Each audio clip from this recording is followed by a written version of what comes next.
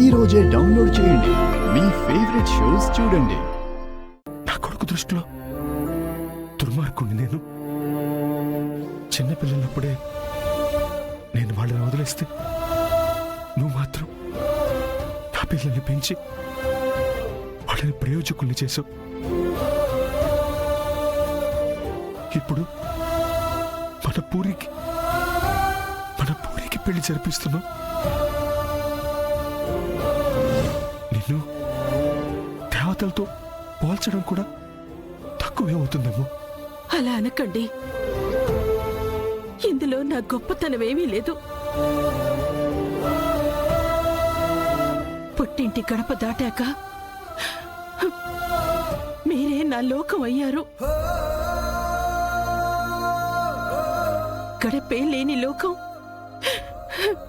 ఎలా ఉంటుందో నాకు తెలియదు.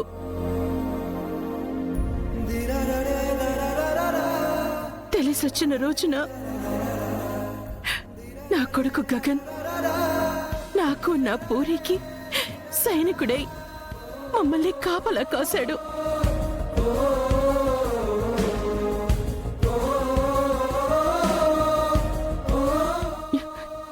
ఈరోజు ఈ స్థితిలో ఉన్నామంటే అదంతా వాడి గొప్పతనమేనండి. అంతా చేసి నాదేం లేదు, అంతా మా అమ్మ గొప్పతనమే అనటం కూడా వాడి గొప్పతనమేనండి. అవును, అది నిజమే.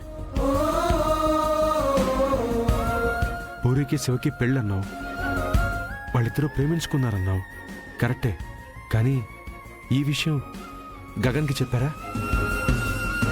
మరి పెళ్లికి వాడు ఒప్పుకుంటాడా? అయ్యో మావయ్య, బావ ఒప్పుకోకుండానే మిమ్మల్ని పిలిచి పూరి శివల పెళ్లి అని చెప్పేంత ధైర్యం మాకుందా? మీ అమ్మాయి మా తమ్ముణ్ణి ప్రేమిస్తుంది అని తెలిసిన మరుక్షణమే బావ టక్కున ఒప్పేసుకున్నాడు.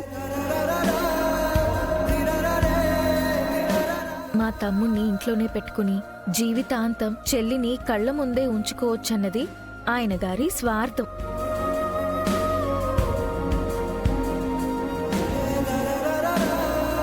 నా కొడుకు ప్రేమిస్తే వాడి ప్రేమలో ఓ జీవితకాలం కూడా చాలా చిన్నదైపోతుంది. ఈ ప్రపంచంలో వాడి ప్రేమ దక్కని దురదృష్టవంతుణ్ణి నేనొక్కడే. నా కూతురు పెళ్లికి నా అల్లుడి కాళ్ళు కడకలేను. చివరికి నా కూతురు పెళ్లిని నేనసలు దూరం నుంచి చూడగలగడమే గొప్ప.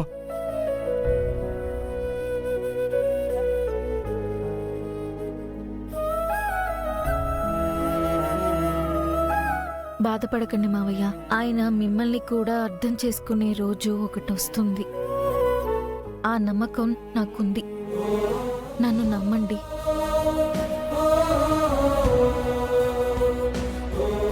అంతేనమ్మా.